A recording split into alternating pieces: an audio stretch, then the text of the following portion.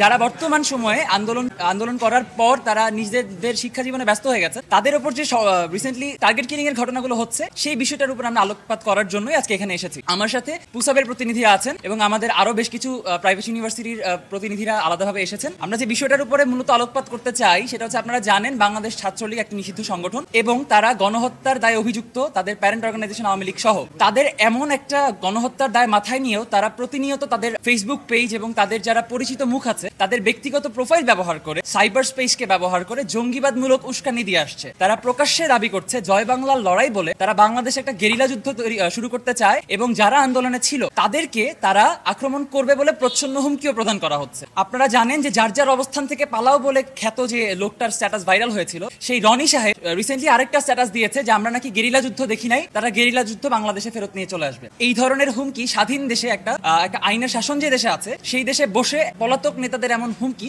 জঙ্গিবাদের স্বরূপ কেন হবে না, সেই প্রশ্ন আমরা জাতির সামনে করতে চাই। এবং আমরা খুবই কনসার্ন যে আসলে আমাদের নিরাপত্তার বিষয়টা কি রাষ্ট্র নিশ্চিত করতে পারছে কি পারছে না। কারণ ছাত্রলীগের যে ক্যাডাররা, হিটম্যান খ্যাত ক্যাডাররা, যারা হচ্ছে তৃণমূল পর্যায়ে আমাদের উপর আন্দোলন চলাকালীন সময় আক্রমণ করেছে, গুলি করেছে, তারা এখনো 5টা মাস তারা ঘুরে বেড়াচ্ছে, ফ্রি ঘুরে বেড়াচ্ছে। এবং তাদের মধ্যে বিন্দুমাত্র অপরাধবোধ তো নেই। ছাত্রলীগের যে ব্যক্তিগত অফিসিয়াল ফেসবুক গ্রুপগুলো আছে সেখানে এই টার্গেট কিলিং এর শিকার শিক্ষার্থীদের লাশের ছবি দিয়ে তারা বলছে আলহামদুলিল্লাহ আলহামদুলিল্লাহ আলহামদুলিল্লাহ। এই ধরনের ঘটনার সুষ্ঠু একটা বিচার করতে হবে এবং আমরা এই জন্য ট্রাইব্যুনালের দ্বারস্থ হয়েছি। কারণ আমরা যারা আন্দোলনকারী আছি তারা গণহত্যার মামলার সাক্ষী এবং সাক্ষীদের এবং ভিকটিমদের নিরাপত্তা দেওয়ার জন্য বাংলাদেশে আইন আছে এবং সেই আইনের ব্যবস্থার প্রতি সম্মান রেখেই আমরা আদালতের দ্বারস্থ হয়েছি। প্রাইভেট বিশ্ববিদ্যালয়ের শিক্ষার্থীদের উপর টার্গেট কিলিং করে হত্যা করা হচ্ছে। স্টার্ট বিশ্ববিদ্যালয়ের শিহান, এআইবির সীমান্ত সহ আরো যারা ছিল সরাসরি রাজপথে আন্দোলনের নেতৃত্ব দিয়েছিল, আমাদের সহযোদ্ধাদেরকে রাজপথে এবং রাতের বেলা অপঘাতে বিভিন্ন জায়গাতে তাদেরকে ছুরিকাহত করা হচ্ছে, তাদেরকে কোপানো হচ্ছে। আমরা আমাদের কনসার্নের জায়গা থেকে আজকে আন্তর্জাতিক অপরাধ ট্রাইব্যুনালে এসেছি আমাদের অভিযোগ দায়ের করতে,